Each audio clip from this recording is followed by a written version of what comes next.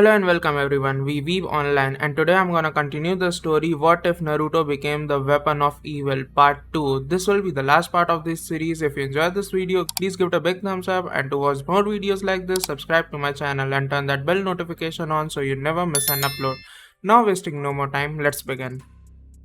Naruto watched as Azula slept and moved around. She was having a bad dream at the moment. Slowly, he touched her cheek, which made her feel better and smile. He smiled at her from below and gave her a soft kiss. She grabbed his hand and hugged it by accident. He had to do something to get her to stop thinking about what was going on. He thought for a while leaning on the windowsill. A piece of paper flew through the window and landed in front of him, as if the spirits had heard him. He took it up and started to read it. The boy on the iceberg, etc. The next day, when we get back to Ember Island, we find Aang and Zuko practicing fire bending in an old summer house. Both of them bent fire at the same time, then stopped and bowed to each other. Zuko sat down next to the dried-up fountain in the middle of the backyard while Aang stretched out. Katara, who was sitting on the sidelines, turned to Toph and asked, "Doesn't it seem strange that we're hiding from the Fire Lord in his own house?" She looked like she was sleeping. Zuko said as he dried himself off with a towel, "I told you, my father hasn't been here since our family was happy, and that was a long time ago. That's the last place anyone would think to look for us." "Hey, you guys aren't going to believe this," Sokka said as he walked into the backyard with what looked like a rolled-up poster. "A play is being written about us," Suki said as Sokka opened the poster for everyone to see. "We were just in town when we found this poster." Katara stood up with Aang to get a better look at the poster. "What? How is that possible?" she asked. Sokka started by clearing his throat. "Listen to this," he said. "The Boy in the Iceberg is a new play by the famous playwright Pu Wan Tim. He went all over the world to learn about the Avatar, from the cold South Pole to the heart of Ba Sing Se. He turned the poster around so everyone could see it again. Among his sources are singing nomads, pirates, war prisoners, and a merchant of cabbage who seems to know a lot. Brought to you by the Ember Island players, who have been praised by critics." Suki read as she got to the end. "Zuko made a disgusted noise when they were brought up. My mother used to take us to see them, and every year they messed up Love Among the Dragons." Before Katara said, "Sokka, do you really think it's a good idea for us to go to a play about ourselves?" They all looked at Zuko. "Come on, a day at the theater. This is the kind of crazy time-wasting nonsense I've been missing," Sokka said with a goofy wide grin. Meanwhile, Naruto and Azula got to Ember Island's docks. This time, they were the only ones there, so no one came to greet them. Before going to the hotel where they were staying, Naruto carried both of their bags. After a lot of talking, Azula decided to take some time off to get ready for when Sazan's comet would arrive. They were both dressed like regular people from the Fire Nation, but Naruto's clothes were changed so that he had long sleeves and pants. It was all a dark orange color. Azula lowered her shades to get a better look at Naruto and asked, "Why are we here again?" He was looking at a map of the island at the moment. When they were here before, all they did was go to the beach and Chan's house. They never went into town. "We're here to relax and spend time with each other." Azula. Naruto reached into his pockets and pulled out 2 tickets to the play The Boy in the Iceberg. "And we're going to see the new play that the Ember Island players are putting on." "Naruto, you know that the Ember Island players aren't very good, right? That's what will make it more fun. Look, the play is about the Avatar and his small group. Wouldn't it be funny to see them made fun of and laughed at?" he asked Azula as he gave her the tickets. "I guess you're right. But what are we going to do until then?" Azula read the summary on the back of the tickets. "Well, we're going to eat lunch first, then hang out on the beach for a while, have dinner, and then watch the show," Naruto said with a smile and a thumbs up to Azula. "Okay, let's go look for our hotel." Theater, up in the balconies, Aang and his friends were getting ready to watch the show, which was about to begin. Toph sat all the way to the left, and Katara sat next to her. When Zuko sat down between them, Aang was about to sit down next to her. Aang said, "Hey, I wanted to sit there," as he scratched the back of his head and held his hands together. Zuko, who was wearing a hood, looked up at Aang and asked, "What's the big deal? Just sit next to me. I wanted to." "Alright." Aang just sat down next to him, decided not to argue with them so as not to draw attention to them. Toph pointed to where they were sitting and asked, "Why are we in the nosebleed section? My feet can't see anything from up here." As she said this, the theater lights went down. "Don't worry, I'll tell your feet what's happening," Katara said sarcastically, placing both of her hands on her lap. When the curtains opened, they saw a scene with 2 actors dressed up as Sokka and Katara. They were in the middle of the ocean rowing a boat. Sokka grabbed Katara's shoulder and pointed to them both while squealing. Katara smiled. Katara, an actress, sighed and put her right arm up in the air. The difference between the real one and the actress was that the actress was quite fat and not very attractive. Sokka, my only brother, we travel these icy South Pole seas all the time, but we never find anything satisfying. She looked down, closed her eyes, and clenched her fists. Sokka, who was playing an actor, then spoke up and said, all I want is a full stomach. I'm starving. Everyone seemed to laugh at his acting, including Azula and Naruto, who were sitting in the seats meant for the royal family. But Sokka and Katara just laughed. She looked up at her brother. Both of them had the same look on their faces. Actress Katara asked, is food the only thing on your mind? Well, I'm trying to get it out of my head and into my stomach, because I'm starving. The audience laughed again as Sokka whispered to Katara, who had her arms crossed over her chest. This is boring. My jokes are much funnier than this. Toph laughed and said, I think he's got you figured out. Actress Katara got out of the boat and said, every day, the world waits for a beacon to show us the way.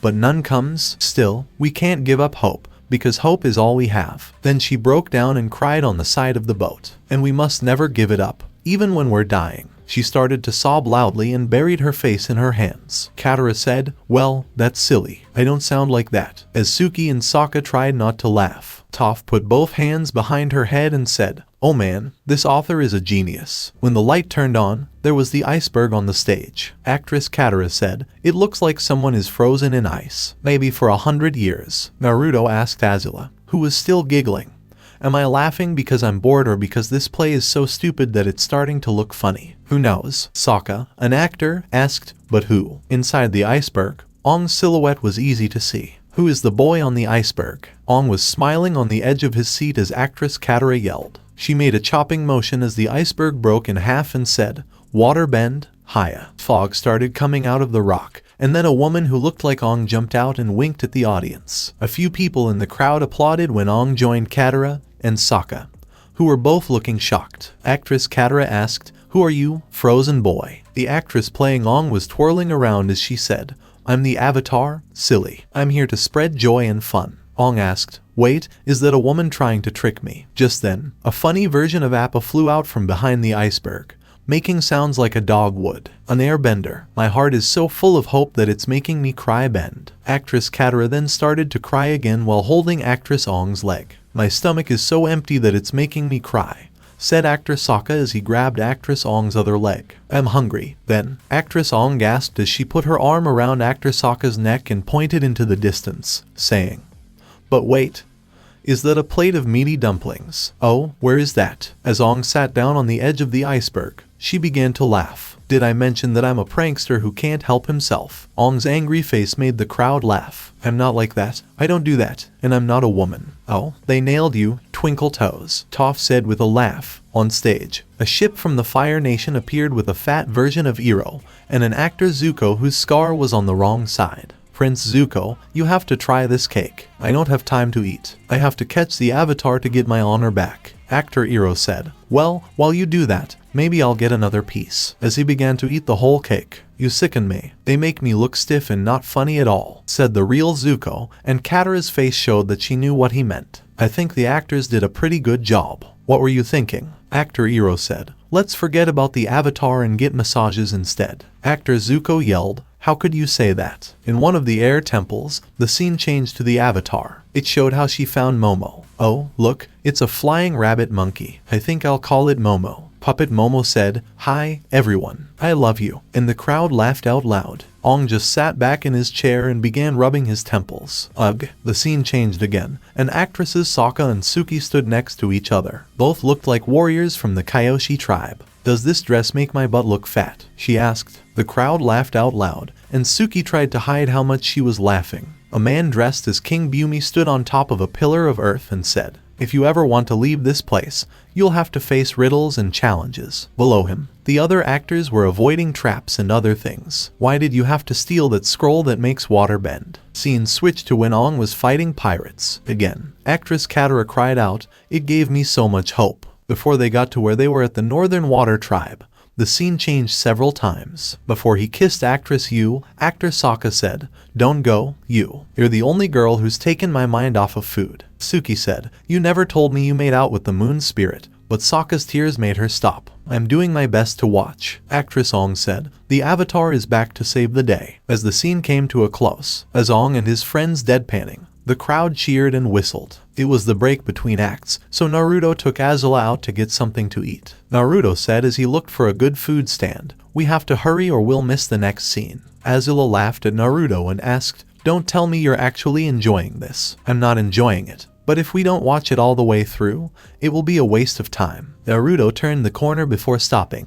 On the other side of him stood Zuko and the Avatar. Before Azula could see what was around the corner, he quickly turned around. After rethinking, "Let's not take the chance." Azula pouted and said, "What?" "Get me some flaming fire flakes." Naruto then did a cage bunshin and made it look like someone else. The clone sped to the food stands quickly. "There, all taken care of. No way will I let her see those guys. I brought her here so she could rest, not battle." While that was going on, the rest of the group sat on the stairs that led to their seats. Sokka walked in with a bag of sizzle crisps in his hand. Zuko said with anger, "This break is probably the best part of the play." Sokka said as he sat down next to Suki. "The playwright must think I'm an idiot who always tells bad jokes about meat." Suki rolled her eyes and said, "Yeah, but you tell bad jokes about a lot of other things, too." Sokka said, "I know." As he chewed on a piece of his snack, Aang grabbed both sides of his head and said, "At least the actor who played Sokka looked like you. The woman who plays the Avatar doesn't even look like me. I don't know. You're more in touch with your feminine side than most guys,"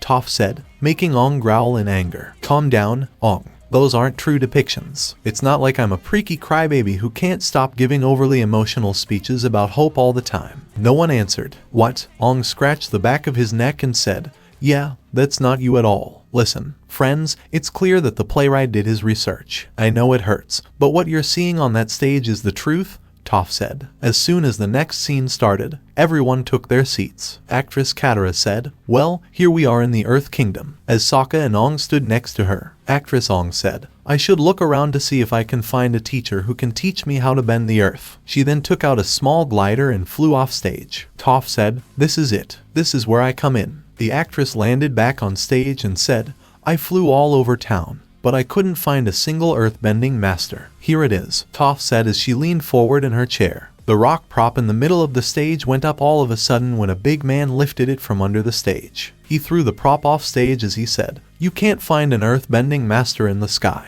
You have to look underground." The group laughed out loud. Actress Aang asked, "Who are you?" The actor Toph spat on the ground and then said, "My name is Toph because it sounds like tough." He then flexed his muscles for the whole audience to see. "And I am exactly that." The real Toph stopped and said, "Wait a minute," as she cleaned her ears. "I sound like a man, a really strong man." Katara said, "Well, Toph, what you hear out there is the truth, and it hurts, doesn't it?" She didn't see the smile on Toph's face. "Are you kidding me? I wouldn't have cast it any other way." She started to laugh and said, "At least I'm not a flying bald lady. So you're blind," Aang said to the giant as she waved her hands in front of him. He laughed, then said, "I can see you doing that. I see everything you see. But I don't see like you do. I see with a sonic wave from my mouth." He yelled at the other actors. At the end of his performance, people in the crowd cheered and said, "There, I got a pretty good look at you." The scene changed to show Zuko and Iroh arguing about Zuko's hair. "Zuko, we need to talk about your hair. It's too long." The actor who played Zuko waved his hair dramatically and said,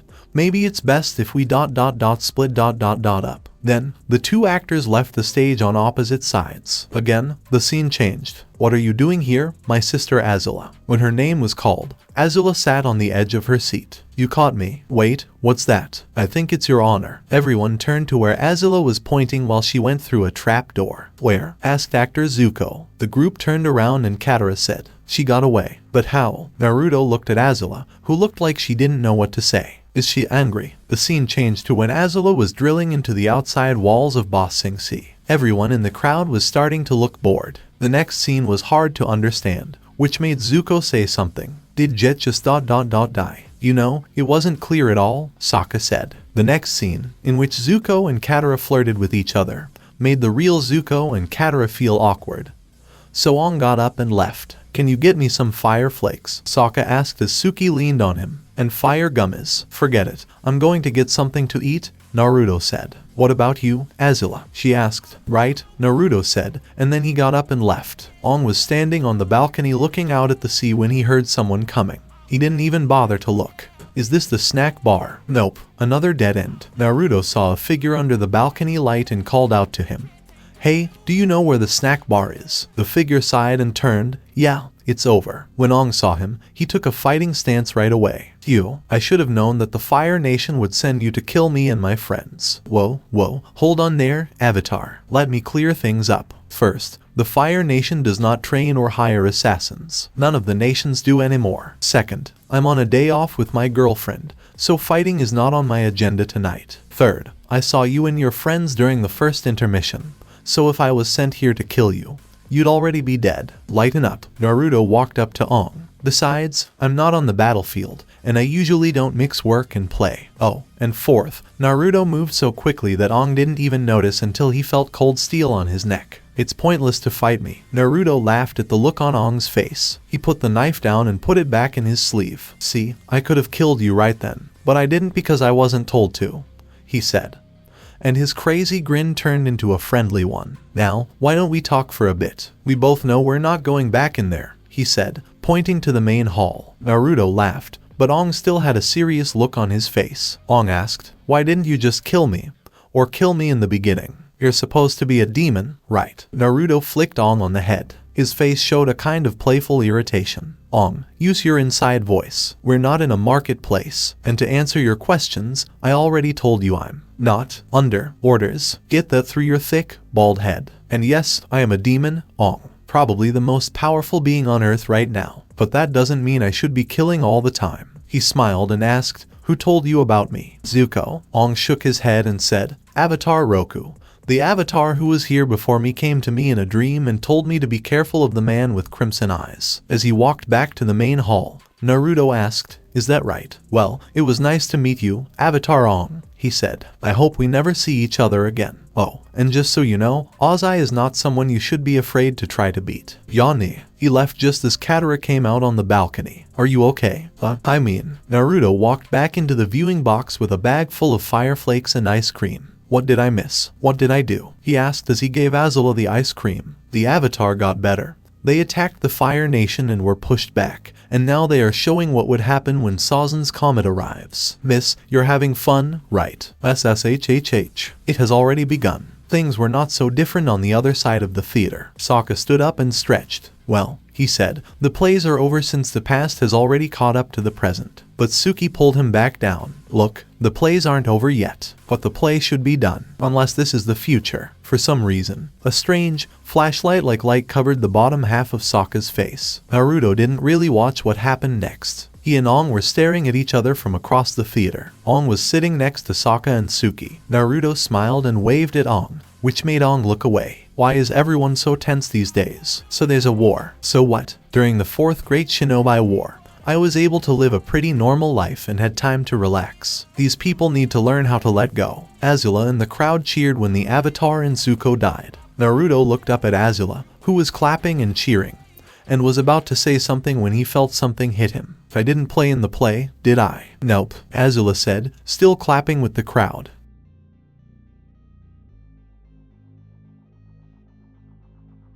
They all bowed together before the lead actress Aang spoke. Thank you so much for being such a good crowd. Also, we'd like to thank Princess Azula for making us feel special by being here. A spotlight turned on to show where Azula was. The crowd cheered for her, but the Avatar and his friends were shocked to see that Azula had been there the whole time. Azula then pulled Naruto into the spotlight, and Naruto just smiled and scratched the back of his head sheepishly. This made everyone even more surprised. Naruto's dating your sister, she asked, pointing at the couple. They knew who he was because Zuko had told them a lot about him and even told them about some of his powers. Dude. Sokka stood up and applauded Naruto. Everyone looked at him, and then he said, what? Naruto seems like a nice guy, and I'm glad he found someone, even if that someone is Azula. Should we go? She asked, keeping a close eye on the couple. There's no need, Aang said, getting everyone's attention. When I met him during the break, he told me he was here on a day off. So he's not here to attack us. How do you know that everything was real? Zuko asked, getting ready for anything that could happen. Because he could have killed me, but he didn't. Everyone was shocked when Aang said, he had his blade on my neck, but he let me go on purpose. Aang was almost killed tonight. Why didn't he die? Do you ever feel like he could be a really good friend if we weren't at odds with him? asked Sokka as Aang and Zuko nodded in agreement. By tomorrow morning, they would be heading back to the Fire Nation. Hopefully, Naruto's plan to relax helped Azula forget about most of her problems, if only a little. It looked like it was working, though. She seemed more relaxed than usual, and she didn't have her usual frown. For once, she looked peaceful. Naruto smiled and put his arm around Azula's neck. "Azula, have I ever told you I love you?" he asked. "Yes, you have, in fact. You could say more, though." Meanwhile, Aang didn't know that Naruto had put a seal on his neck that he couldn't see. Zuko told Aang as he used different fire-bending moves. "Think about hitting your enemy in the heart." Aang pushed his hand forward, and a stream of fire shot out of it. "I'm trying," Aang said as he did a few more moves with his feet and hands. "Now roar like a tiger dillo." Aang spread his hands out and yelled, but instead of sounding scary, a 2-foot flame shot out of his hands and mouth. "That sounded stupid. I said roar." Aang did as he was told and let out a loud roar, which sent the flames 10 feet into the sides and air. Momo, who was standing behind Aang, got scared and ran to Zuko, who nodded. "Who would like a nice glass of cold watermelon juice?" Katara asked, holding 2 of the drinks in the air. Me.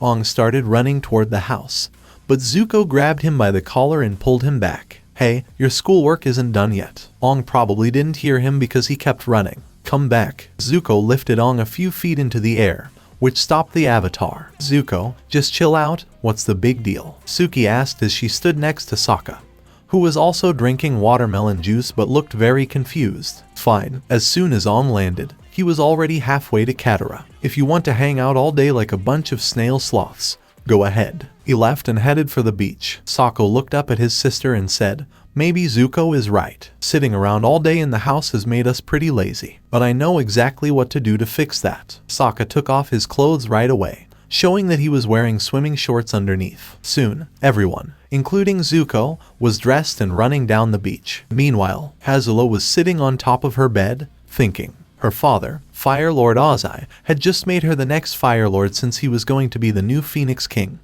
the ruler of the new world. She was happy right now, but she had a sneaking suspicion that people didn't like her being the new Fire Lord. Most likely not. People will always want their leaders to be nicer. She couldn't trust anyone because everyone was out to get her. They were just waiting for a chance to stab her in the back. But she could trust Naruto, right? He loved her, so he wouldn't betray her, right? No, Mai and Ty Lee were also her friends, but they ended up betraying her. Azula looked at Naruto's sleeping body and thought for a while. Would he really betray her? They loved each other, right? She sighed and laid down. She shouldn't think like this. He did say that stress was bad for the body. Azula knew Naruto wouldn't betray her. He was her property, and something you own wouldn't think about betraying you.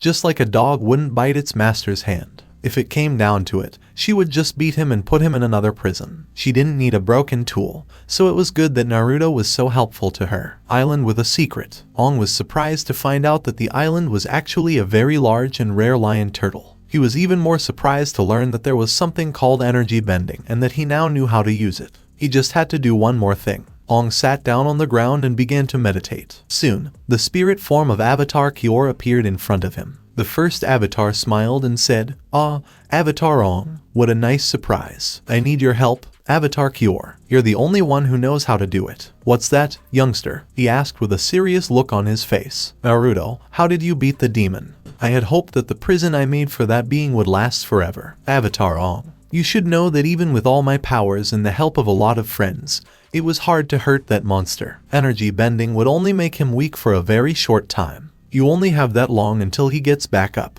During those few precious seconds, you have to put him in a prison made of all 4 elements. Together, the purity of these things will cancel out his evil powers. I must warn you, Aang, if you hesitate in your fight, he will kill you for sure." With that Avatar Kior, the first avatar disappeared. Aang got up from the ground and got ready to find his friends. He had a plan and he would need all of their powers to bring down Naruto. Things were getting worse for the Fire Nation. They had just heard that the Avatar and a whole army of water and earthbenders had stopped the air fleet that was headed for the Earth Kingdom. Now, the scouts had told them that the army was heading for the Fire Nation homeland itself. Naruto took it all in stride, but he wasn't worried. Why should he be? He knew he could easily beat that bald-headed brat. Maybe he should try to calm Azula down. He could see that she was becoming unstable. There was a look in her eye that said danger. Azula and Naruto were both in their bedroom at the moment. Azula was sprawled out on the bed, with her head resting on the edge. Naruto was sitting quietly on the windowsill, staring out at the horizon as if he could see enemy ships from a mile away.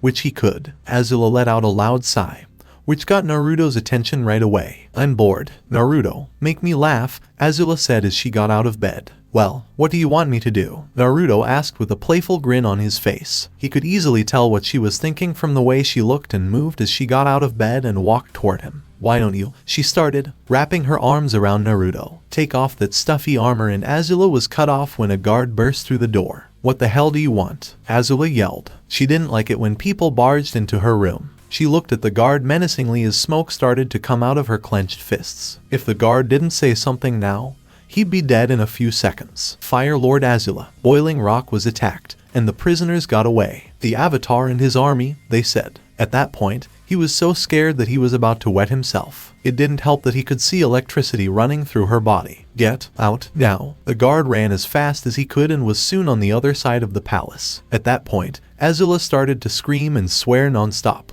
It always had to be something to ruin her mood. She screamed one more time as the whole room caught fire. Feel better? Naruto asked as Azula slowly opened her eyes. As she spoke, a frown came over her face. Not only do we have to worry about the Earth Kingdom and the Water Tribes, but now firebenders are also working against us. Why does being a ruler not live up to its reputation? Naruto looked out the window again and said, trust me, it never is. Naruto, what should I do? Azula rubbed her temples because she was getting one of her worst headaches. Let me handle it, was all Naruto said before he disappeared in a yellow and black flash. Meanwhile, Aang stood on the deck of the Water Tribe's flagship. He was tired from fighting Ozai, but he still had one more thing to do. Across the horizon, he could see the Fire Nation capital and Azula and Naruto, the person who would be the hardest to beat. He looked back and saw all of his friends standing behind him. They were all going to help him when it came down to the last battle. I'll get you, demon. Not if I chase you down first. Aang's jaw was hit with a fist, sending him flying toward his friends. With a loud thump, he knocked over at least half of them. Good evening, ladies and gentlemen. Sorry to keep you waiting, Naruto said as he stood up from his crouch. I had to pay attention to something else for a while,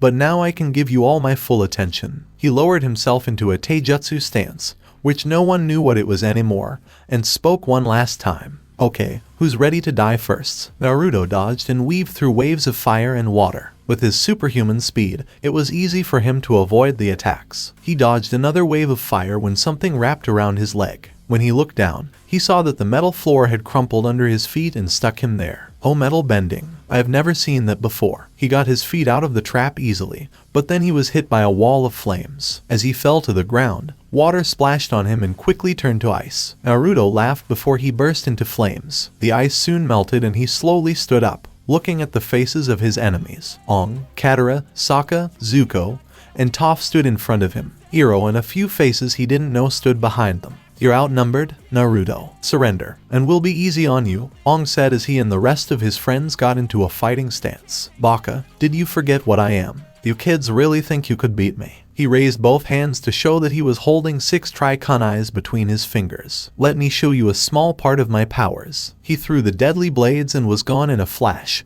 knocking everyone to the ground. Sheesh, it's like you want to lose. Naruto laughed again until something hit him in the chest, making him cough up blood. He looked down and saw a red knife stuck in the gap in his armor. His smile faded as he looked up at his attacker. It's nice to see you again, Mai, Tai Li. Sure enough, his 2 friends were standing in front of him. Mai was holding her trademark knives, and Tai Li was standing next to her with a sad look on her face. Naruto, you don't have to do this, Mai said calmly. You and I both know that Azula doesn't have any control over you. Her fists were balled up because she knew that fighting him would mean her death. Did I ever say that she did something? He shrugged and quickly pulled out the knife, saying, I'm doing this on my own. Why don't you come with us then? Don't you see that enough pain has been caused by this war? Don't you want to make the world a better place by helping us? Mai thought she had won Naruto over when he looked sad, but there will always be pain in this world. Even if you somehow manage to beat me and Azula, it wouldn't matter. In time, another would do the same thing. Trust me, I've lived long enough to know that the cycle will always repeat itself. Naruto looked Mai in the eye and said with a wicked grin, besides, I was born to fight, so I like it this way. He appeared in front of Mai with unmatched speed and was about to hit her when Tai Li appeared in front of him and hit a few of his pressure points, making him stumble back a few steps. Oh, so even kind-hearted Ty Lee would attack me. When Naruto looked at his body, he saw that both of his arms were paralyzed. Naruto, please, we're friends. Let's not fight. Ty Lee put her hands on her chest as if to hold her heart. Friends? Naruto thought before a memory of Sasuke and the time they attacked Azula flashed in front of his eyes. This made him very angry. Friends. Your friends will hurt you. Like what Sasuke did to me. What you did to Azula was good. It was clear that their current situations and bad memories were making Naruto angry. It was also clear that Ty Lee, and Azula's actions had an effect on him. Even though he didn't show it, their actions reminded him painfully of his past, which he wanted to forget forever. No more games. Naruto did a series of hand seals quickly and then spoke a few words. Docks, Azula was standing on her own ship. In front of her, the whole Fire Nation army was on their own ships. Everyone was in full armor and ready to fight, but why were they out in the middle of nowhere? Many of the soldiers were asking each other this question, but they didn't dare ask Fire Lord Azula because that would be suicide. As opposed to her soldiers, Azula was calm. She knew what was going to happen and couldn't help but smile. This small war would end sooner than anyone thought. Fire Lord, there's something going on with the water. A soldier yelled, and everyone looked over the railing. Just above the water, words and symbols started to appear, but no one knew what they meant except Azula. Again, this was a seal array, which was something Naruto had taught her. This seal did only one thing. Hold on tight. The Fire Lord yelled to the whole fleet, and the soldiers did what they were told. Soon, a bright flash of light blinded them. Soon, the soldiers could see again, and what they saw surprised them. The enemy fleet suddenly appeared in front of them, and everyone was confused about what had just happened until Azula gave them an order. Open fire. The soldiers did as they were told, and soon it was raining fire. The Avatar's army was able to get close enough to the Fire Nation fleet to board the ships. Soon, there was a full-scale battle, with battle cries and the smell of death filling the air. Naruto had finally reached Azula, who was watching the battle with an evil grin on her face as she saw Naruto coming toward her. Didn't I tell you I'd help you get rid of your enemies? Naruto asked with a smile as he put both hands behind his head. Yes, you did. Now let's end this and move on. Naruto was about to say, I'd like to be home before dinner, when a fireball hit him in the back. When the smoke cleared, Aang, Katara, and Zuko were standing on the other side of the ship. Zuko looked at Azula and said, It's time to end this. That's funny, I was just thinking about the same thing. But let's do it in a more fitting place. She nodded to Naruto, and in a flash, they were back in the palace courtyards. Now, Zuzu, let's settle this little sibling fight with an Agni Kai to the death. And there they were, across the yard from them. They were at least 100 yards away, and all of them had determined looks on their faces. This would be the battle that would decide the fate of the 4 nations, and maybe even the fate of the whole world. This was the last fight. Naruto, on the other hand, had his trademark manic grin. His eyes showed madness and bloodlust, but also a calmness that could only come from a lot of battle experience. His clawed hands were next to him, and if you were any other person, you would see his hands flinch now and then. In reality, Naruto was doing one-handed seals with both of his hands. When given the order, he would use one of his more powerful techniques. Is this going to be how it is? Azula, is it really so hard for you to just give up? Zuko asked as he clenched his fists. Naruto looked at Azula, who was smiling or giggling herself. Only a coward would say those things. Back at you, Azula shouted as she slowly walked toward Naruto. When she was in front of him, she stopped and said, You already know this won't end well for you. You all know that you can't beat both me and Naruto at once. As she said this, she gently stroked Naruto's face, which made him wrap his arms around his lover. Love, will you be a sweetheart and take out the trash? As he went around Azula and faced the enemies, Naruto said, with pleasure. With both feet firmly on the ground, he raised both hands and made a triangle with his pointer fingers and thumbs. At that point, everyone was waiting with bated breath. Suki and Sokka stood next to each other with their weapons drawn, along with Mai and Ty Lee. On the other side, Aang, Katara, Toph, and Zuko were in their battle positions. Naruto sighed as he started to talk. It's a shame that it has to end this way, but his arms went rigid as energy started to gather in his hands. Are you guys ready? Don't blink or else you might miss it. Seal. Everyone was ready and moved out of the way of the triangle-shaped beam of energy. They were blinded for a few moments until the colors of the world came back. In the space between Team Avatar and the building behind them,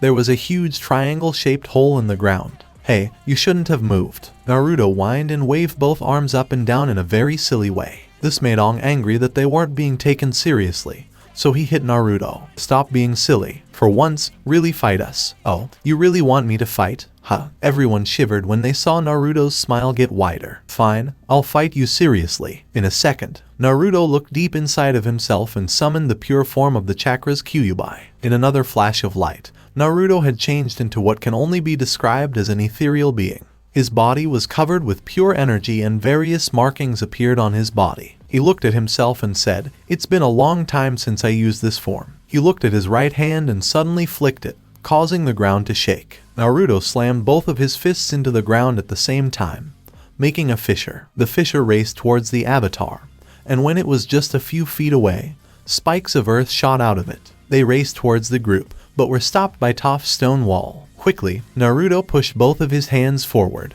which caused the wall to explode and send Team Avatar flying backwards. Aang was slowly getting up, but he had to roll out of the way when Naruto crashed to the ground with a powerful Rasengan in his hand. Naruto yelled as he flipped in the air and hit Aang with a powerful heel drop. Before Aang could feel the full force of the attack, a fireball hit Naruto and threw him backwards to the ground. Aang, Katara yelled as she helped Aang. Zuko stood in front of them with his fist raised. The smoke cleared just enough for Zuko to dodge an uppercut from Naruto before he was kicked in the gut and sent flying backwards. "You're getting sloppy, Zuko." The ground beneath Naruto shook as 4 walls of earth rose from the ground and encased him in a stone prison. Quickly, Toph pushed both of her fists together, causing the prison to tighten and crush Naruto. "Did I get him?" Toph asked no one in particular. Before she could hit the ground, Naruto's knee stopped her and sent her back painfully. Naruto then grabbed her arm and threw her at Katara, sending them both to the ground. "Hey, Azula, beating these kids to a bloody pulp is not fun at all." Naruto rubbed the back of his head before a few of Mai's stilettos found their mark and were buried deep into Naruto's flesh. Before he could say anything,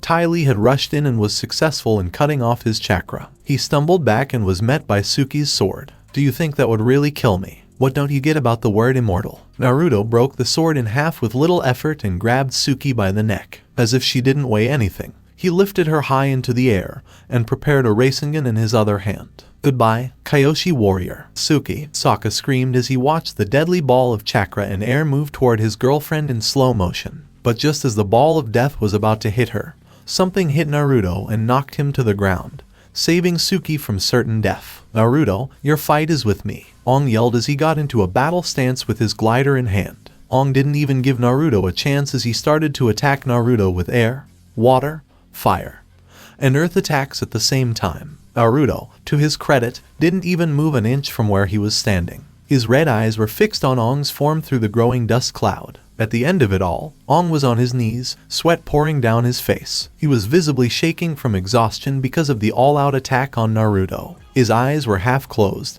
which meant he was going to pass out soon. "It's impressive that you were able to do all 4 things without the avatar state." From the other side of the cloud of smoke, I could hear clapping and happy laughter. I could see that you had gotten better, even if it was just a little bit. A hand shot out of the cloud and grabbed Aang by the neck, choking him so hard that his eyes were rolling back into his head. Zuko was angry across the battlefield. It was clear that Naruto was just playing with them, since they couldn't even scratch his new form. Zuko had to think, what could distract Naruto long enough for Aang to use his energy bending? He quickly scanned the battlefield and found what he was looking for. "Guys, I'm going to need your help." Naruto liked the way the avatar was looking at him. In a few more seconds, the light in his eyes would go out. "That's it, Aang. Just go to sleep. Let go of all your worries." If he hadn't heard the familiar crackling sound of lightning, he would have died in a few more seconds. "You've got to be kidding me." When Naruto looked behind him, he saw that Zuko was actually bending lightning. Of all the times he could bend lightning,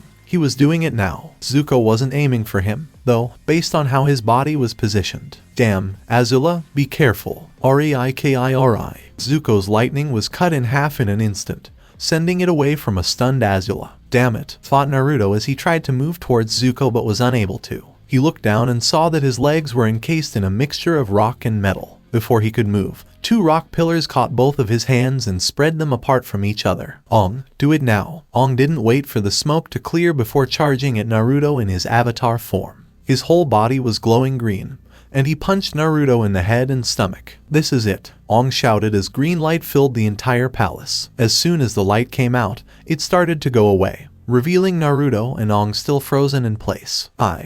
I won, Aang said between hard breaths. Naruto gave Aang a weak smile before he went to the bathroom and died. A clone? We were fighting a copy the whole time. Zuko yelled as his muscles begged him to stop and take a break. They turned to look at Azula, who was laughing so hard that she had to hold her sides. You really thought you would fall for the same trick twice. I thought you and the Avatar were smart. But I was wrong, Zuzu. But enough with the jokes. Kill them, Naruto. Naruto suddenly appeared in front of the Avatar and punched him in the stomach. The punch sent a wave through the Avatar's body, and blood started to come out of his mouth and nose. One down, Naruto said, and then he spun on his balls and gave Zuko a roundhouse kick that sent him through a few buildings. 2. After the last serious threat was taken care of, Naruto did a few hand seals and then said the name of the jutsu. Dahan Shouja no Jutsu. Katara, Sokka, Suki, Toph, Ty Lee, and Mai all saw a never-ending rain of feathers in their visions. For reasons they didn't understand, their eyelids began to droop before they all passed out. Naruto said to Azula as he walked toward her, 10 seconds. 10 seconds to beat them all. 10 seconds to bring the whole world to its knees. I think that's a new record. Naruto wanted to just pick up Azula and carry her to the bedroom. But he had to stop because Aang was back in his avatar form.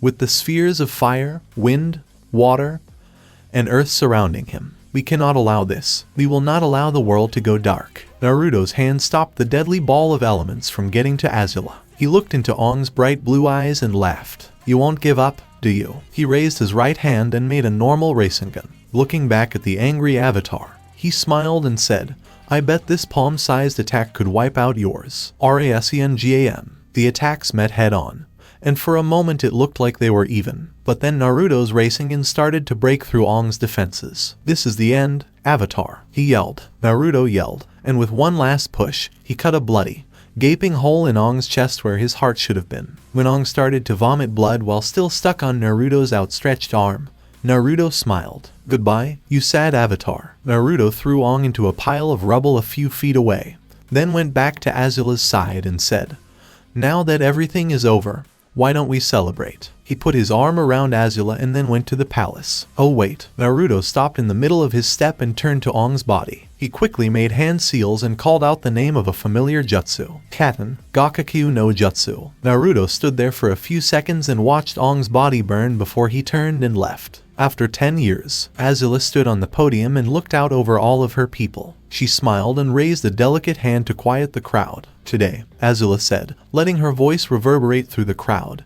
we are celebrating the Fire Empire's 9th birthday. This got a huge round of applause and cheers from the crowd, which Azula let continue before he spoke. This is a very happy day, because it shows that our country, our people, and your leader are the best. This made the crowd cheer and applaud again. Enjoy the celebrations for the next week, and may the Fire Empire continue to rule in peace and success. As Azula walked away from the stage and into the palace, the sounds of celebrations and fireworks could be heard all over the royal palace. Naruto appeared next to Azula as if he had always been there. Even though it had been 10 years, Naruto still had the body of a 16-year-old at Azula's request. This was probably because Azula wanted to be the better person in the relationship. Naruto just thought she was a closet Shota. But I'm getting off topic. Look at the fireworks. Or perhaps binge drinking. I remember when people in my village started drinking, but it always ends up with me in the hospital. Naruto was surprised when Azula slammed him into a wall